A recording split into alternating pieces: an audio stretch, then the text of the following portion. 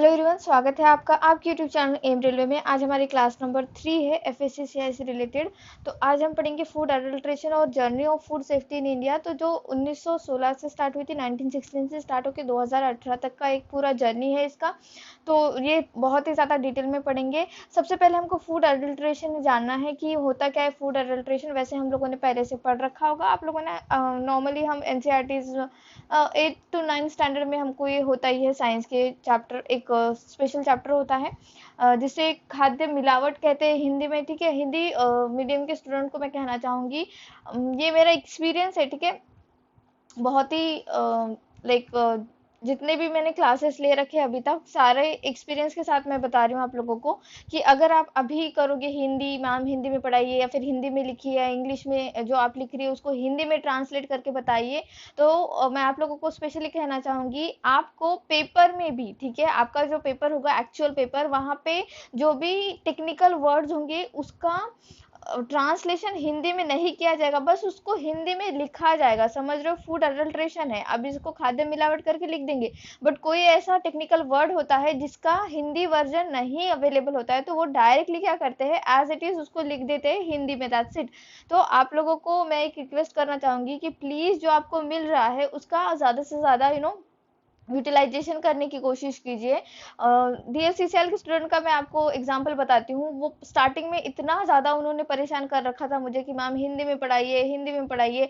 मतलब वो लोग क्लास भी नहीं ऑन करते थे एंड दैट्स इट। वो आते थे, कमेंट करते थे और चले जाते थे। एंड जब एग्ज़ाम पास आने लगा, उन लोगों को पता चला कि भाई कंटेंट तो यहीं से ही प्रोवाइड हो रहा था, हमने खामखा जो है टाइम वेस्ट किया। और वही बच्चों ने, स्पेशली वही बच्चों ने, क्योंकि मैं कमेंट जो है बहुत ही लाइक कि जो कमेंट्स पहले वाले होते हैं और फिर बाद में जो एग्जाम नजदीक नजदीक आती है तब हम एनालिसिस करते हैं, तब हमने देखा उन्हीं बच्चों ने हमारी फुल इंग्लिश वाली बुक परचेज की, जीके की। ठीक है, मतलब अगर आप हिंदी मीडियम से बिलोंग करते हो और आपको इंग्लिश में इतना प्रॉब्लम था तो आपने बुक क्यों परचेज की?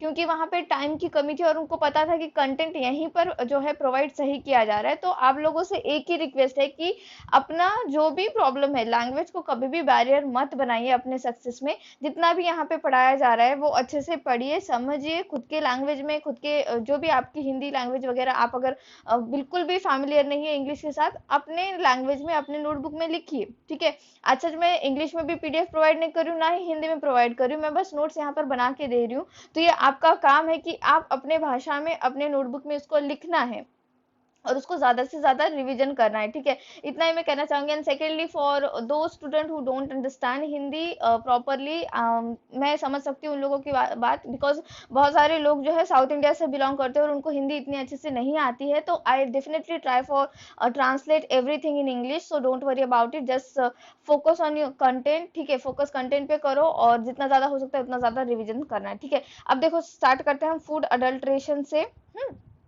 Food adulteration, let me just make a space for this. तो फूड अडल्ट्रेशन क्या होता है? खाद्य मिलावट। हमारे जो महाराष्ट्र में है इसको भेसड़ कहते हैं। ठीक है, और हिंदी भाषी लोग इसको क्या कहेंगे? खाद्य मिलावट कहेंगे। और ये हमने 8th स्टैंडर्ड में पढ़ रखा है। नॉर्मली हर एक को जो है 8th स्टैंडर्ड में या 9th स्टैंडर्ड में, आई थिंक 9th स्टैंडर्ड में पढ़ रखा था हम लोगों ने। तो फूड अडल्ट्रेशन क्या होता है कि जो इन्होंने जो डेफिनेशन दी है वो मैं बताती हूँ आप लोगों को। तो सबसे पहले तो यहाँ पे लिख लो फूड अडल्ट्रेशन। ठीक है, फूड अडल्ट्रेशन, फूड अडल्ट्रेशन। तो फूड अडल्ट्रेशन होता है कि इंटेंशनली, ठीक है, इंटेंशनली आप जो भी प्रोडक्ट बेच रहे हो, जो भी खाद्य प्रोडक्ट बेच रहे हो, ठीक है, जो भी फूड सर्विस दे रहे हो, उसमें आपने मिलावट कर रखी हो। ठीक है, food adulteration is an act of intentionally debasing the quality। debasing the quality का मतलब क्या होता है? अब हिंदी भाषी के लोगों को मैं कहना चाहूंगी, डिबेसिंग द क्वालिटी का मतलब होता है कि भाई क्वालिटी रिड्यूस करना। क्या करना? क्वालिटी रिड्यूस करना। तो आप, मैं बोलती जाती हूँ, आपको लिखना है। ठीक है, चलो। फूड अडल्ट्रेशन मैंने शॉर्ट फॉर्म में लिख दिया, आपको फुल फॉर्म में लिखना है। इज एन एक्ट ऑफ, ठीक है, ये एक एक्ट है जो इंटेंशनली किया जाता है, जानबूझकर किया जाता है। क्यों करते हैं लोग फूड अडल्ट्रेशन? क्यों करते हैं? क्योंकि उनको क्या होता है, इससे फायदा होता है। अल्टीमेटली क्या होता है कि उनको पैसे ज्यादा मिलते हैं। ठीक है। मतलब जो चीज वो पहले देखो, मिल्क है, मिल्क जो है कॉमनली मिल्क में बहुत ज्यादा अडल्ट्रेशन होता है, ठीक है। लाइक क्या होता है, ज्यादा से ज्यादा क्या करते हैं लोग, पानी मिला देंगे, ठीक है। बट इससे भी आगे बढ़ चुके हैं, वो सारी चीजें हम देखेंगे कि milk milk and dairy products में अडल्ट्रेशन कौन से लेवल पर जा चुका है, ठीक है। तो food adulteration is an act of intentionally debasing, ये पॉइंट इंपॉर्टेंट है, डीबेसिंग। ये आपको पता है क्या, ये आपके इसमें भी आ सकता है, क्वेश्चन में भी आ सकता है कि भाई डीबेसिंग क्या चीज है, ठीक है, ये क्वेश्चन बन सकता है। तो ध्यान में रखना है, डीबेसिंग द क्वालिटी, डीबेसिंग द क्वालिटी का मतलब क्या होता है कि क्वालिटी को रिड्यूस करना जानबूझकर ऑफ फूड ऑफर्ड, ठीक है। आप सपोज आप फूड सर्विस प्रोवाइड करते हो, ठीक है, आपके फूड सर्विस है, आपका रेस्टोरेंट है, और आप जानबूझकर ऐसा फूड प्रोवाइड कर रहे हो, ठीक है, जो कि उसकी क्वालिटी ठीक ठाक नहीं है। बट जैसे आपने 70 रुपए पर प्लेट मंचूरियन की बात की, ठीक है, और किसी कोई आया, सपोज मैं ही आई और मैंने मंचूरियन आपके पास से ऑर्डर किया। आप लोगों ने क्या किया कि मंचूरियन मेरे मेरे से 70 रुपए तो ले लिए, बट वो मंचूरियन जो था वो आपने कल का तला हुआ ही मुझे सर्व किया, ठीक है। तो ये क्या हो गया, ये हो गया इंटेंशनली आपने खुद के ही रेस्टोरेंट की फूड क्वालिटी को खराब कर दिया, ठीक है। though debasing the quality of food offer to sale either by substitution of inferior substance, either by, ये लिखो, either by substitution of inferior substance। अब inferior substance क्या है मैडम, तो इसके पहले superior substance जानना जरूरी है। अब जैसे कि मैंने आपको कहा मिल्क, तो मिल्क क्या है, ये एक superior substance है, और inferior substance क्या होगा उसके लिए, वाटर, ठीक है। समझ रहे हो कि भाई उसका सब्स्टिट्यूट क्या होगा, वाटर। आप आधे लीटर दूध में अगर आप आराम से अगर 1 कप पानी भी मिला दो तो आज सच कुछ प्रॉब्लम होगा क्या, नहीं होगा, सामने वाले को कुछ पता भी नहीं चलेगा। तो यहाँ पे क्या है कि सुपेरियर जो सब्स्टिट्यूट है, जो मिल्क है, वो ज्यादा अमाउंट में है, और जो इंफेरियर है जो कि वाटर है वो कम अमाउंट में है। तो यहाँ से आपको इस डेफिनेशन से क्या पता चल रहा है कि भाई फूड अडल्ट्रेशन एक ऐसी टेक्निक है या फिर एक ऐसा एक्ट है जो जानबूझकर किया जाता है, जिससे आपका जो भी आप प्रोडक्ट बेच रहे हो, जो फूड प्रोडक्ट स्पेशली, ठीक है, फूड प्रोडक्ट जो बेच रहे हो उसमें अडल्ट्रेशन हो रहा है, उसकी क्वालिटी कम हो रही है, उसमें आप इंफेरियर, ये पॉइंट इंपॉर्टेंट है, इंफेरियर सब्सटेंस ऐड कर रहे हो एज अ सब्स्टिट्यूट। सब्स्टिट्यूट क्या होता है कि भाई उसका विकल्प, किसी भी चीज का एक विकल्प, उसको कहते हैं सब्स्टिट्यूट, ठीक है। फॉर, और क्या होगा इससे ज्यादा, और क्या हो सकता है कि भाई जो भी इंपॉर्टेंट वैल्यूएबल इंग्रेडिएंट है उसको रिमूव करना, और रिमूवल ऑफ वैल्यूएबल इंग्रेडिएंट, क्या, valuable ingredient, sorry for my hand writing, ठीक है, समझ लेना, मैं वैसे बोल रही हूँ, बोलते बोलते लिख रही हूँ, तो आप लोगों को ऐसा कुछ प्रॉब्लम नहीं होगा। वैल्यूएबल इंग्रेडिएंट, इंग्रेडिएंट को ही निकाल दिया, वैल्यूएबल इंग्रेडिएंट। अब पानी पानी रखा, बस थोड़ा सा दूध डाला, आज से मतलब लाइक कि कलर के लिए दूध डाल रखा है, तो कैसा लगेगा। मतलब आप लोगों ने नॉर्मली जब आप ट्रेन से ट्रैवल करते हो तो आप लोगों को पता होगा कि कहीं कहीं जो होता है, लाइक आप जैसे ही आपका स्टेट छोड़ते हो या फिर आप खुद अपना शहर ही छोड़ते हो, तो चाय का जो क्या कहेंगे, चाय की जो मिलावट होती है, ठीक है, वो आपको देखने को मिलेगी। रेलवे स्टेशन पे तो स्पेशली आप लोगों को देखने को मिलेगा कि इतना मतलब लाइक वो इतना क्वालिटी कम कर देते हैं, पानी और दूध में कुछ फर्क ही नहीं समझ में आता, पैसे उतने ही लेते हैं वो लोग, ठीक है, पैसे बिल्कुल कम नहीं लेते हैं, बट वही घटिया क्वालिटी की चाय प्रोवाइड करते हैं, और हम लोगों की मजबूरी होती है कि हम लोग वो पी लेते हैं। अगर आपके साथ कोई बुजुर्ग हो तो वो तो 100% पी लेगा, क्योंकि उनको आदत होती है। और कोई कोई लोग ऐसे होते हैं, जैसे कि मुझको कॉफी की बहुत ही ज्यादा आदत है, तो मैं कॉफी 100% पीऊंगी। अब ऐसा है कि वहां पे फूड अडल्ट्रेशन हो रहा है, मेरी आंखों के सामने मुझे दिख भी रहा है, बट क्या कर सकते हैं ना, कोई उसके लिए विकल्प है क्या, नहीं है। तो ये होता है फूड अडल्ट्रेशन, ये हमारी जो क्या कहेंगे मजबूरी का एक फायदा उठाते हैं, उससे पैसा कमाते हैं, ठीक है। अब फूड अडल्ट्रेशन हो रहा है मैम, सब कुछ ठीक है, तो ये क्या डेंजरस हो सकता है, हाँ, ये बहुत ही ज्यादा डेंजरस हो सकता है, ये आपको नोट डाउन करना। ये डेंजरस हो सकता है, क्यों? क्योंकि इसमें ना टॉक्सिक प्रोडक्ट्स ऐड कर दिए जाते हैं। जैसे मैंने कहा कि सब्स्टिट्यूट जो होता है कि भाई इसका एक सब्स्टिट्यूट कुछ भी एक ऐड कर दिया जाए तो वो क्या होगा, डेंजरस होगा। बिकॉज ये क्या कर सकता है, आपकी हेल्थ को खराब कर सकता है, because it may be toxic. ठीक है, वो टॉक्सिक हो सकता है एंड कैन इफेक्ट, ठीक है, and can effect, sorry affect, sorry can, and can affect health and it could deprive nutrients. ठीक है, हेल्थ हेल्थ को अफेक्ट करेगा। और ये जो भी न्यूट्रिएंट क्वालिटी, मतलब जो कि उस फूड की, उस अनाज की क्वालिटी हो सकती है, न्यूट्रिशन हो सकते हैं, वही निकाल कर आपको सिर्फ जस्ट नाम के लिए वो अनाज बेचा जा रहा है, वो सीरियल्स बेचा जा रहा है, तो आप खाएंगे और आपकी क्या होगी, हेल्थ खराब होगी। ठीक है, तो ये क्या है, ये एक डेंजरस थिंग है, फूड अडल्ट्रेशन। इसीलिए फूड अडल्ट्रेशन को रोका जाता है हर लेवल पे। ठीक है, हर लेवल पे रोका जाता है।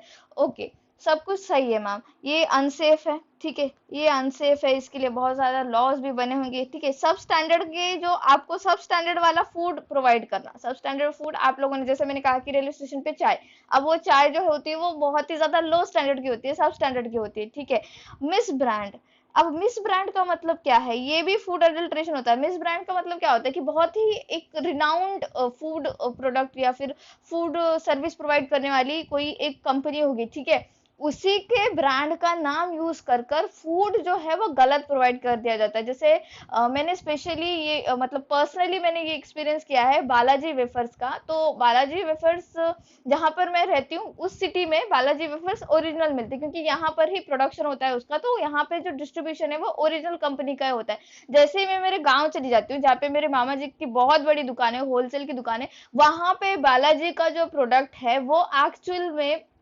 गलत प्रोडक्ट है। ठीक है, और जब मैंने उनसे कहा कि भाई ये प्रोडक्ट गलत है, तो उन्होंने कहा कि नहीं, यही सही है, क्योंकि जिस सिटी में तुम रहती हो वहां से उठाया गया है।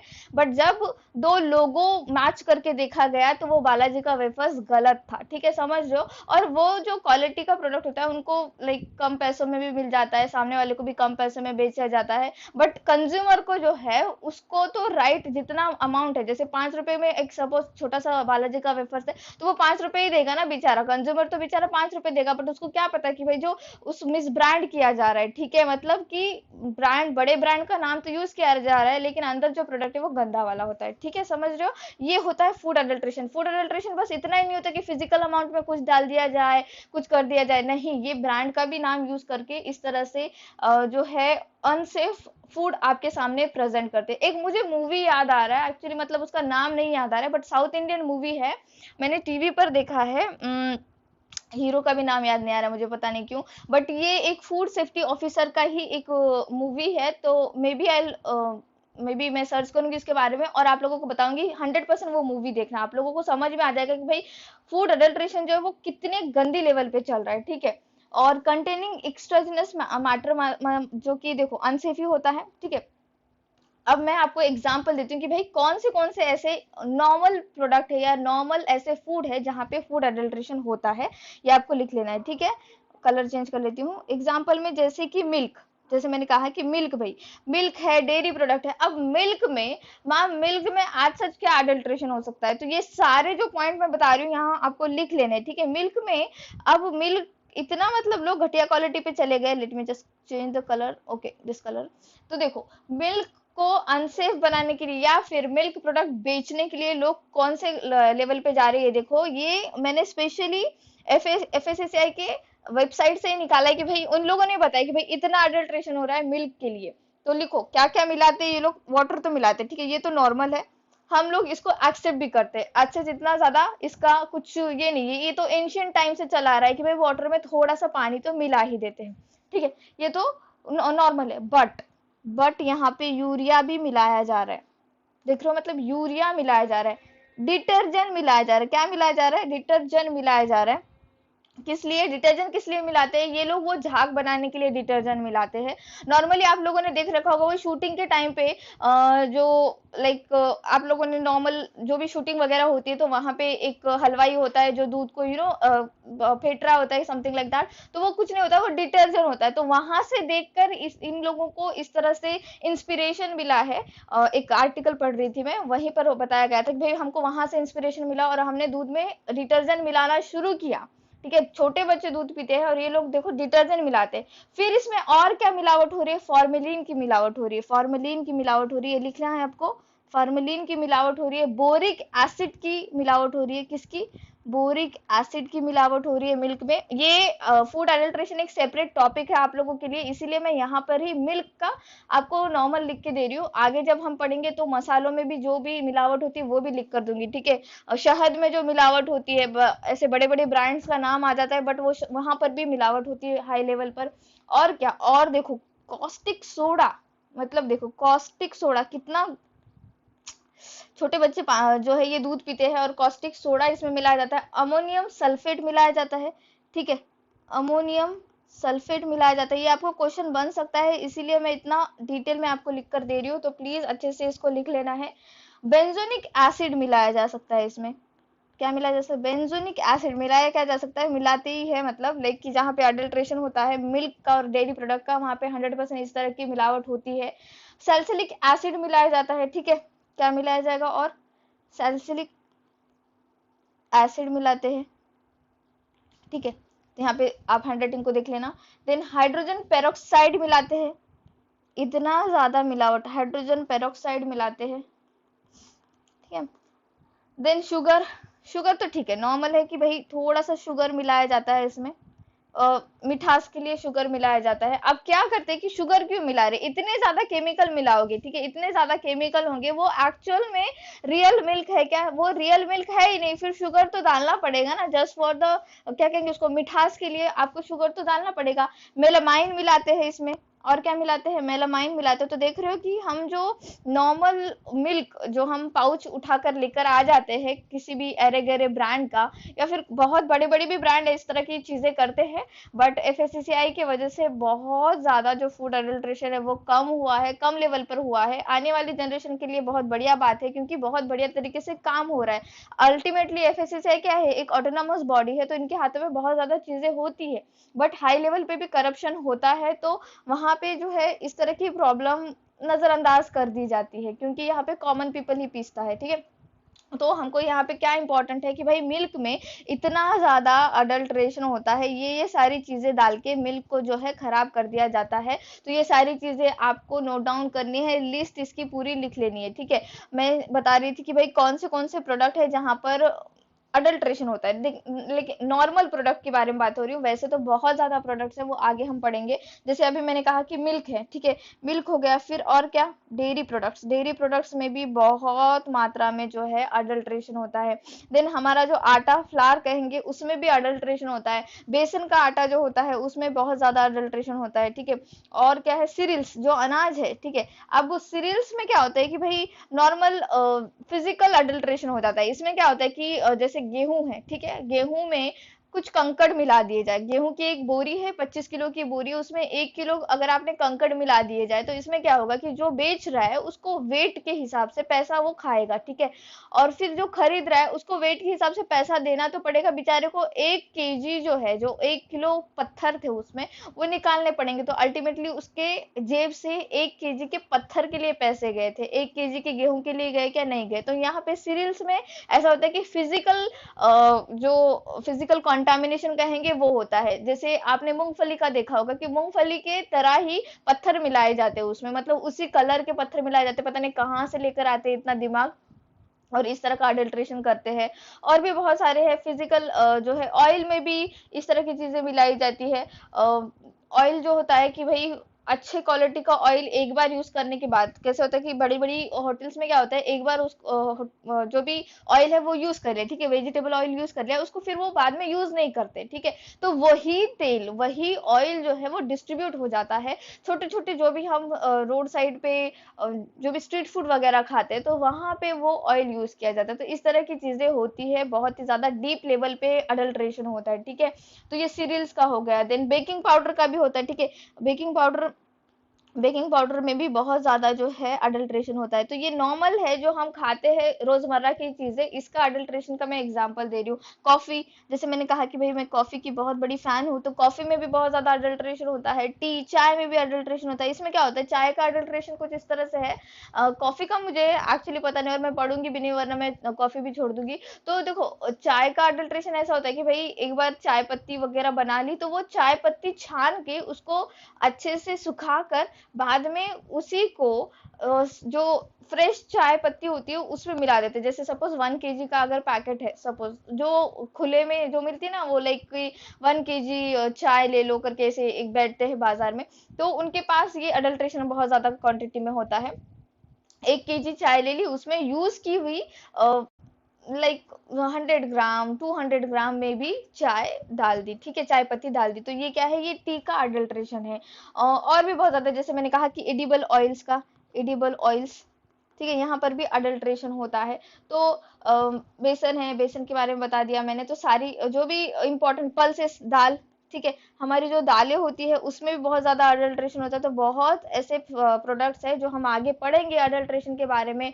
फिजिकल अडल्ट्रेशन क्या है, कॉन्टामिनेशन क्या है, हल्दी में किस तरह का अडल्ट्रेशन होता है, जो शहद है उसमें किस तरह का होता है, मसालों में कैसे होता है, सब कुछ पढ़ेंगे। बट अभी फिलहाल फूड अडल्ट्रेशन यहाँ पर पढ़ना क्यों जरूरी था, क्योंकि जब 1916 में, ठीक है, अब शुरू होती है जर्नी। जर्नी किस तरह से शुरू हुई है, 1916 में किसी के दिमाग में आया। अब 1916 मतलब हमारा टाइम कौन सा था, उस टाइम पे ब्रिटिश का राज्य था, ठीक है, हमारा राज्य था क्या, हम वहां पे क्या कहते हैं, इंडिपेंडेंट थे क्या, नहीं थे। बट 1916 में, अब जर्नी आपको यहाँ से लिखना शुरू करना है, मैं बहुत अच्छे से इसके नोट्स बना दूंगी, ठीक है। तो आपको लिखना शुरू करो, साथ ही साथ लिखना शुरू करो, ठीक है, क्योंकि ये फैक्चुअल बातें हैं। तो आज से इसमें इतना दिमाग लगाने की जरूरत नहीं है। सेफ्टी इन इंडिया, ठीक है, जर्नी स्टार्ट होती है 1916 से। कहानी सुनना शुरू करो। कब शुरू हुई जर्नी, स्टार्ट हुई 1916, 1916 में। 1916 में किसी को आइडिया आता है, क्या आइडिया आता है कि भाई एक लेजिस्लेशन, एक लॉ बनाना चाहिए, किस लिए, फूड अडल्ट्रेशन को कॉम्बैट करने के लिए। इसीलिए हमको फूड अडल्ट्रेशन पहले पढ़ना पड़ा। तो 1916 में एन आइडिया इज बॉर्न, ठीक है, an idea is born for what, to combat food adulteration. इन्होंने कहा पहले फर्स्ट लेजिस्लेशन। अब लेजिस्लेशन क्या चीज है, लेजिस्लेशन का मतलब होता है कानून।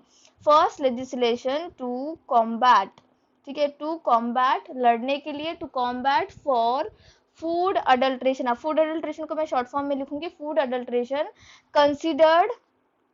कंसिडर्ड बाय गवर्नमेंट, ठीक है, गवर्नमेंट के द्वारा कंसिडर किया गया 1916 में, ब्रिटिश टाइम पे। ऐसा एक उन्होंने सोचा कि भाई, एक आइडिया आया उनको कि भाई फूड अडल्ट्रेशन के लिए जो है एक हमने लॉ बनाना चाहिए। एक सर्टन क्वांटिटी, एक सर्टन लिमिट होती है अडल्ट्रेशन की। अगर अडल्ट्रेशन का जो पॉइंट है वो बढ़ रहा है, ठीक है, मतलब जो भी मिनिमम आपको लिमिट दे रखी है उससे ज्यादा अगर आप मिलावट करोगे तो क्या होगा, हेल्थ बेनिफिट, हेल्थ जो प्रॉब्लम होगी, जो कॉमन पीपल को हेल्थ प्रॉब्लम होगी, वो अल्टीमेटली पूरा का पूरा देश सफर करेगा। तो 1916 में इस तरह का आइडिया उनको आया। फिर बात आगे बढ़ती बढ़ती बढ़ती गई। बट 1916 में आज सच इतना लाइक कि कठोर, क्या कहेंगे, कठोर कानून लेकर नहीं आया गया। जस्ट एक आइडिया आया, इन्होंने एक लॉ बनाया, दैट्स इट। बट हमको ये ईयर क्यों याद रखना, क्योंकि ये क्वेश्चन बनता है, ठीक है, क्वेश्चन क्यों बनता है, जैसे आप लोगों को पता हुआ डीएफसीसीएल में सारा एंशियंट टाइम का ही पूछा जाता है। क्यों पूछा जाता है, क्योंकि भाई वो धरोहर लेकर आते हैं चीजें, ठीक है। तो जो सबसे पहली बात होती है, जो first time innovation, first time whatever idea is coming, वो इंपॉर्टेंट हो जाता है। तो आपको याद रखना है 1916 idea is born, first legislation to combat food adulteration considered by the government. बाद में बात कौन सी ईयर की आती है, ये तो पहला ईयर हो गया, ठीक है, हमारा सेकंड जो है 1954, इंपॉर्टेंट, मोस्ट इंपॉर्टेंट पॉइंट लिख लो ये 1954। 1916 से लेके 1954, अब 1954 आफ्टर इंडिपेंडेंस, ठीक है। आफ्टर इंडिपेंडेंस क्या होता है, prevention of food adulteration act comes into force. कौन सा एक्ट, प्रिवेंशन, इसका शॉर्ट फॉर्म भी पूछा जाएगा आपको, ठीक है, prevention of food adulteration act comes into force, ठीक है।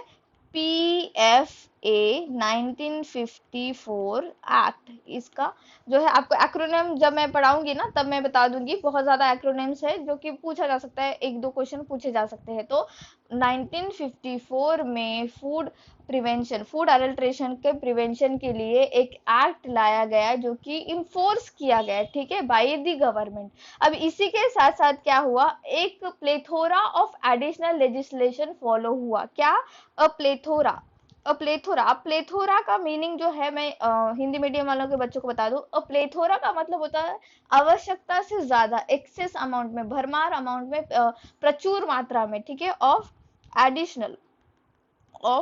एडिशनल लेजिस्लेशन फॉलोज, मतलब वहां पे एक एक्ट आया 1954 का act, prevention of food adulteration, but इसके साथ साथ इतने ज्यादा भयानक मात्रा में एडिशनल लॉ लगाए गए कि सारे लोग परेशान होते रहे।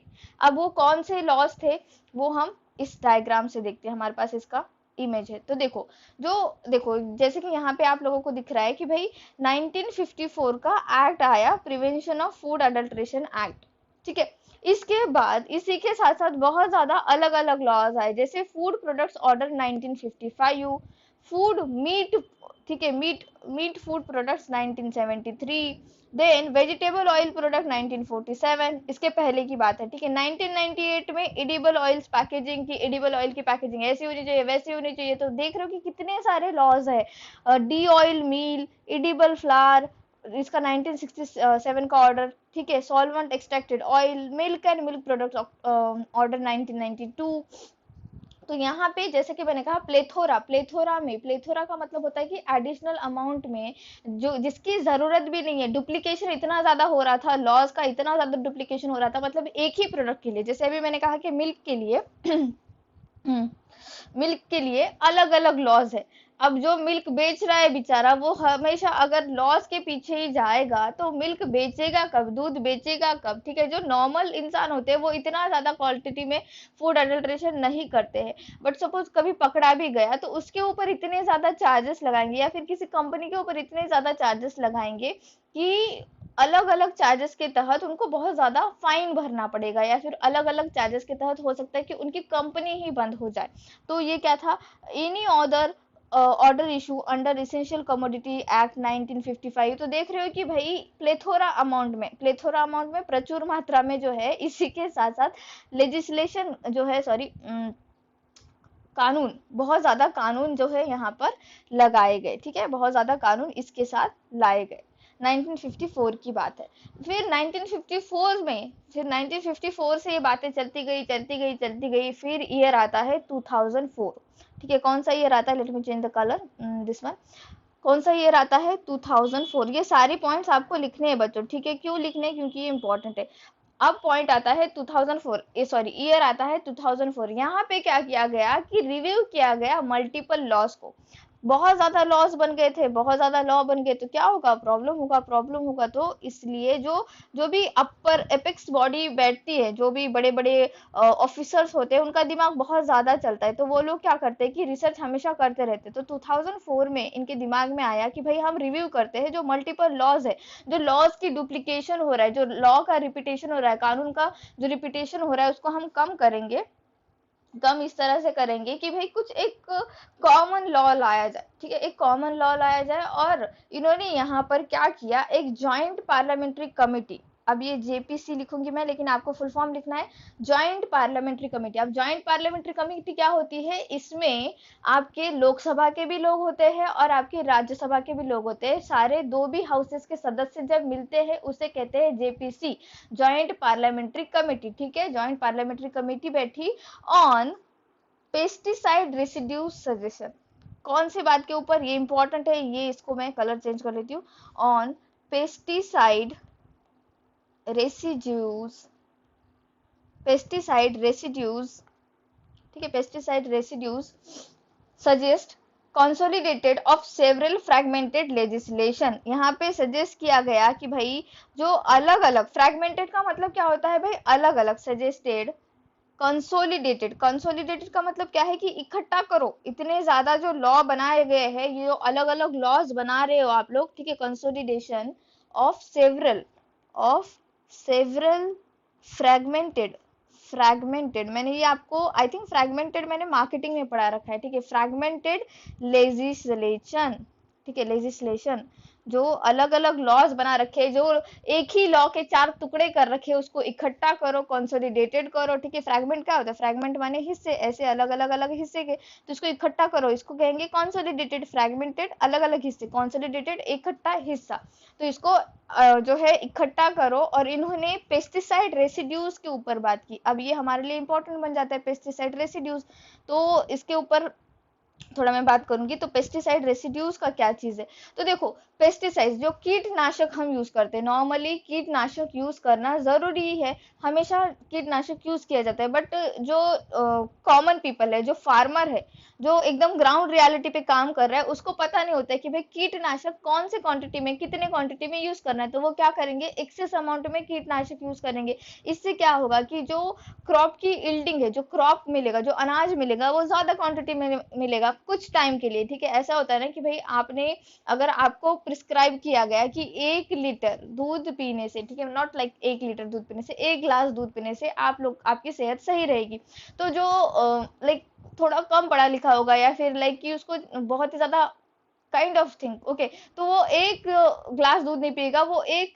टाइम पर 2 ग्लास दूध पिएगा, ठीक है, एक टाइम पर 2 ग्लास दूध पिएगा, और सोचेगा कि भाई 1 गिलास दूध पीने से मेरे ये जो प्रॉब्लम है वो सॉल्व हो रहा है, तो शायद मैं 2 ग्लास दूध पीऊंगा तो सारे प्रॉब्लम सॉल्व हो जाएंगे। बट एक लिमिट के बाद क्या होगा, उसको जो है लैक्टोज की प्रॉब्लम शुरू हो जाएगी, ठीक है, क्या होगी, लैक्टोज की प्रॉब्लम शुरू हो जाएगी। उसी तरह से जो पेस्टिसाइड है, जो कीटनाशक है, फार्मर इतना ज्यादा क्वांटिटी में यूज करने लगे थे, जिससे क्या हो रहा था, जो भी हम प्रोडक्ट्स मंगा रहे थे, जो भी हम अनाज खा रहे थे, उसमें वो कीटनाशक मौजूद थे, ठीक है। पेस्टिसाइड रेसिड्यूज का मतलब क्या होता है कि वो पेस्टिसाइड के जो कीटनाशक का जो है एक परसेंट ऑफ अमाउंट उस वेजिटेबल में, उस अनाज में मौजूद होना, इसे कहते हैं पेस्टिसाइड रेसिड्यूज, ठीक है, पेस्टिसाइड रेसिड्यूज। और इसके लिए अलग अलग, जो मैंने इन्हीं के वेबसाइट से कुछ पॉइंट निकाले जो कि आपको लिखना है यहाँ पे। पेस्टिसाइड रेसिड्यूज से लड़ने के लिए कॉमन पीपल, जो हम हैं नॉर्मली, जो हम खाना वाना ला लेते हैं बाजार से, जो भी वेजिटेबल मंगा लेते हैं, फ्रूट्स मंगा लेते हैं, तो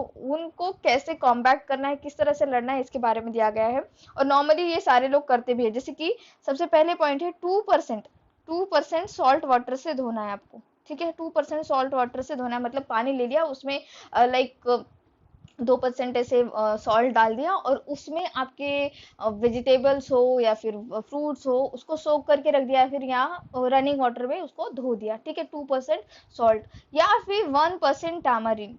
अब 1% जो है, देखो टामारिन जो हमारी इमली है, इमली का पानी से ना 1% इमली का पानी और 99% हमारा वाटर मिक्स करके, अगर आप जैसे नॉर्मली तो धोया जाता है, जैसे गाजर धो लिया, ठीक है, ब्रिंजल धो लिया, कैबेज धो ली, तो इससे क्या होगा ना कि इससे जो भी रेसिड्यूज है, जो पेस्टिसाइड रेसिड्यूज उनके ऊपर है, वो नहीं बचेंगे, ठीक है। इससे वो जो भी हम खा रहे हैं, जो ब्रिंजल खा रहे हैं, जो गाजर खा रहे हैं, वो क्या होंगे, वो सेफ होंगे, ठीक है।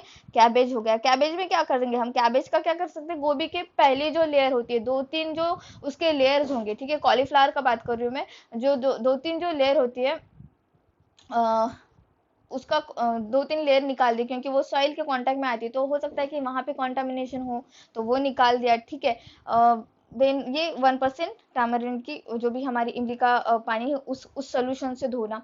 और विनेगर, ये मोस्ट इम्पॉर्टेंट है, ये जो है लास्ट, जब कोरोना वायरस का बहुत ही ज्यादा जो हम लोग बहुत ही ज्यादा डर रहे थे, तब सब लोग जो है, जितने भी फ्रूट्स लाए जा रहे थे, जितने भी वेजिटेबल्स लाए जा रहे थे, वो विनेगर के पानी में धो ही रहे थे, ठीक है। तो विनेगर सोक, विनेगर को हम केमिकल नाम क्या है इसका, एसिटिक एसिड, ये क्वेश्चन भी पूछा जा सकता है तो प्लीज लिख लेना। तो 10% विनीगर और 90% वाटर, ठीक है, 10% विनीगर और 90% वाटर में क्या करना है, इसके सोल्यूशन में आपके जो भी वेजिटेबल है, नॉर्मली भी आप क्या करना, अगर फ्रूट्स ला रहे हो, वेजिटेबल ला रहे हो, तो उसको 10 मिनट इसमें सोक करके रखना है एंड फिर ही उसको रनिंग वाटर में धो लेना है अच्छे से एंड देन उसका यूज करना है, ठीक है। विनीगर सोक हो गया। और क्या है, ब्लैंचिंग। ब्लैंचिंग क्या चीज है भाई, ये बहुत ही ज्यादा, ब्लैंचिंग एक चीज और ओजोन सैनिटेशन करके एक चीज कोरोना के टाइम में बहुत ज्यादा ट्रेंड में थी, ठीक है।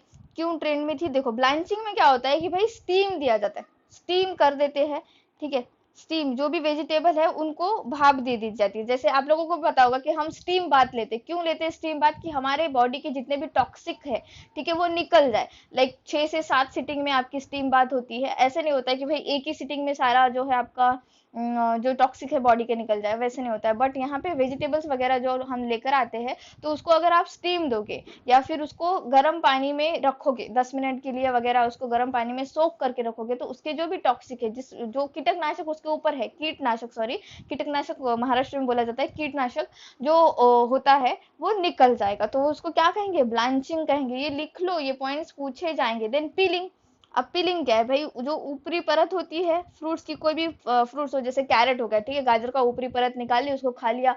एप्पल की ऊपरी परत निकाल ली, उसको खा लिया। फिर ऑरेंज है, उसका जो भी पील, उसको तो अल्टीमेटली हमको पील करना ही पड़ेगा, तो उसको पील ऑफ किया, खा लिया। तो piling is the best option for pesticides residues निकालने के लिए, ठीक है। देन और क्या है, जैसे मैंने कहा कि ओजोन सैनिटेशन, ठीक है, ये मोस्ट इंपॉर्टेंट है। इसको जो है आपने स्टार मार्क कर लो, ठीक है। Let me change the colour, this one is okay 6, इसको स्टार मार्क कर लो। तो ये क्या है, ओजोन सैनिटेशन। ये थोड़ा सा महंगा होता है, ठीक है, ओजोन सैनिटेशन। तो ये आपने नॉर्मली सुन भी रखा होगा, कोरोना के टाइम पे बहुत ज्यादा ये ट्रेंड में था कि भाई जो भी वायरस है, ठीक है, वो वायरस क्या होता है, वायरस ट्रांसमिट होता है, वायरस कभी भी मल्टीपल नहीं होता है डेड ऑर्गेनिज्म पे।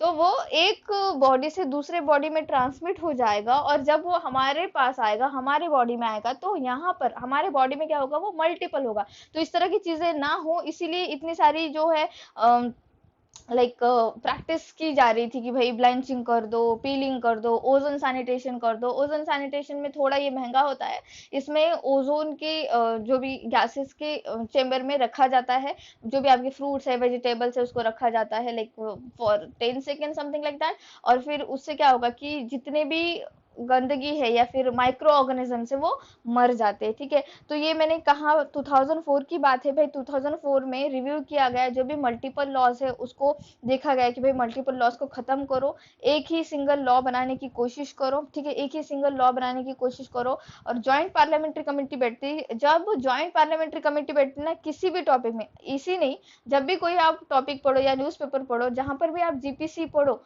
उसको नोट डाउन कर ही लो, क्योंकि वो इंपॉर्टेंट टॉपिक बन जाता है, ठीक है। ज्वाइंट पार्लियामेंट्री कमेटी बैठी थी, उन्होंने सजेस्ट किया था पेस्टिसाइड रेसिड्यूज के ऊपर कि भाई एक जो फ्रैगमेंटेड, जो ये फैला हुआ है पूरा कानून, उसको इकट्ठा करो, उसका एक कंसोलिडेटेड लॉ बनाओ। और फिर एक एक्ट आता है 2006 में, most important, like extreme extreme important. कौन सा कलर लूं, this one, okay, extreme important, इसको भी स्टार मार्क करके रख लो। हाँ, ईयर कौन सा है यहाँ पे, ओके, ईयर है 4th point 2006, FSS act 2006 food safety standard act 2006 की बात है। ये मोस्ट इंपॉर्टेंट है। तो ये आई थिंक मैं कल जो है इसको कंप्लीट कर दूंगी, क्योंकि ये क्लास बहुत ही बड़ा बन रहा है, ठीक है। या फिर हम कंप्लीट कर ही दे ये बात, लेट्स जस्ट कंप्लीट दिस, 2006 वाला कंप्लीट कर ले, ठीक है। तो 2006 में क्या हुआ, 2006 में हुआ इंटीग्रेशन। इंटीग्रेशन क्या होता है, सबको इकट्ठा करना, इंटीग्रेटेड फूड लॉ इनएक्टेड। ये पॉइंट लिख लो, क्या हुआ यहाँ पे, इंटीग्रेटेड फूड लॉ इनएक्टेड, ठीक है, इनएक्टेड। यहाँ पे क्या होता है, यहाँ पर भी जॉइंट पार्लियामेंट्री कमेटी बैठती है और यहाँ पे फूड स्टैंडर्ड सेफ्टी बिल 2005 पास होता है। कौन सा, देखो यहाँ पे जो FSS है, यहाँ पे ये सेफ्टी से स्टार्ट होता है, ठीक है, ये स्टैंडर्ड से स्टार्ट होता है, सॉरी सेफ्टी से स्टार्ट होता है, ये सेफ्टी होता है, ठीक है, क्या होता है, ये सेफ्टी होता है। बट FSS जो एक्ट था, या फिर सॉरी जो बिल था वो क्या था, उसका फुल फॉर्म लिख लो यहाँ पे, let me change the colour. Food standard क्या था, फूड स्टैंडर्ड में शॉर्ट फॉर्म में लिख रही हूँ, आपको फुल फॉर्म में लिखना है। Food standard safety act, sorry safety bill, let me rub this, food standard safety bill 2005। ये फूड स्टैंडर्ड सेफ्टी बिल 2005 पास हुआ। अब ये बिल कैसे पास होता है, बिल पास होकर एक्ट कैसे बनता है, देखो जॉइंट पार्लियामेंट्री कमेटी बैठेगी या फिर एक हाउस से दूसरे हाउस में ये बिल पास किया जाएगा। जैसे लोकसभा में ये पहले अगर ये बिल आता है तो लोकसभा पास करेगी, देन वो राज्यसभा के पास जाएगा, राज्यसभा भी उसके ऊपर साइन कर देगी, पास हो जाएगा, और फिर ये बिल जाता है प्रेसिडेंट के पास, और जब प्रेसिडेंट उस बिल पर साइन करते हैं तो वो क्या बन जाता है, एक्ट बन जाता है। और एक्ट कब बना, यही चीज एक्ट कब बनी, जब ये दो भी हाउसेस ने पास कर दिया, प्रेसिडेंट ने साइन कर दी, तो ये मोस्ट इंपॉर्टेंट है 2 अगस्त 2006 में FSS एक्ट बना। कौन सा एक्ट बना, फूड सेफ्टी स्टैंडर्ड एक्ट 2006, जिसमें जिसमें 9 लॉज मिलाकर बना, ये ठीक है, ये भी इंपॉर्टेंट पॉइंट है, आपको पूछा जा सकता है भाई कितने लॉज मिलाकर बना है, तो ये 9 लॉज, ठीक है, 9 लॉज का एक पूरा सबमिशन है, ये 9 लॉज को मिलाकर, ठीक है, मिलाकर ये एक जो है एक इंटीग्रेटेड लॉ बना है, ठीक है, यही एक इंटीग्रेटेड लॉ बना है। और इसी के मद्देनजर FSSI बना, मतलब 2006 में जो है जब ये एक्ट आया तभी बात हुई थी कि भाई अब एक्ट तो बन गया, सब कुछ सही है, तो एक ऐसी अथॉरिटी, एक ऐसा इंस्टीट्यूशन बनाना चाहिए जो कि ये सारे काम देखे, जो कि फिर 2008 में food safety and standard authority of India बना, जिसका हेडक्वार्टर दिल्ली में है। तो वो तो हम बहुत ही ज़्यादा डिटेल में पढ़ेंगे क्योंकि उससे क्वेश्चन बनेगा ही बनेगा। तो अभी फिलहाल के लिए इतना ठीक है, अगले क्लास में जो है मैं 2008 से जर्नी स्टार्ट करूंगी, 2018 तक, मतलब वो जो 10 साल की जर्नी है वो खत्म कर देंगे, एंड फिर आगे जितने भी पॉइंट्स है जैसे कि फूड अथॉरिटी है वगैरह, वो सब कुछ हम देख लेंगे, ठीक है। तो यहाँ पे इतने पॉइंट्स थे, और हाँ ये जैसे 2011 वाला वगैरह बात है, ये हम कल की क्लास में देख लेंगे, ठीक है। तो जितना भी आप लोगों ने अभी फिलहाल पढ़ रखा है उसका रिवीजन कर लेना, नोट्स नहीं बना रहे तो नोट्स बना लेना, बेवकूफ़ी मत करो। जो भी टॉपिक्स के नोट्स नहीं बनाने हैं उसका मैं ऑलरेडी आप लोगों को ई बुक प्रोवाइड कर चुकी हूँ, जैसे कि इकोनॉमिक्स का ई बुक या फिर इकोनॉमिक्स के नोट्स मेरे टेलीग्राम ग्रुप पे अवेलेबल है।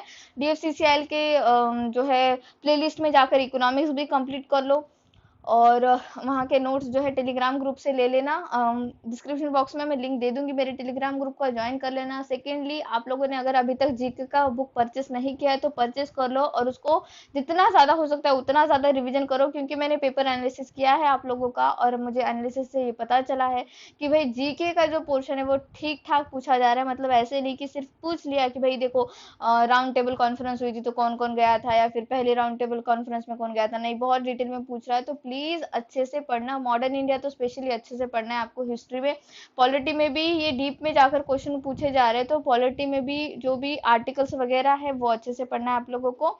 एंड जो भी अपॉइंटमेंट्स हो रहे, ठीक है, करंट अफेयर में इंपॉर्टेंट है यहाँ पे अपॉइंटमेंट्स, जो अपॉइंटमेंट्स हो रहे हैं वो भी बहुत बढ़िया तरीके से पढ़ना है। तो ठीक है, इतना ही रखते हैं क्लास, कल 2008 से शुरू करेंगे, 2018 तक चलेंगे, ठीक है, one nation one food law तक की बात करेंगे, एंड फिर फूड अथॉरिटी वगैरह पढ़ेंगे, ठीक है। Thank you so much for watching, please subscribe to my channel, share this video, like this video, and please keep revising. Thank you.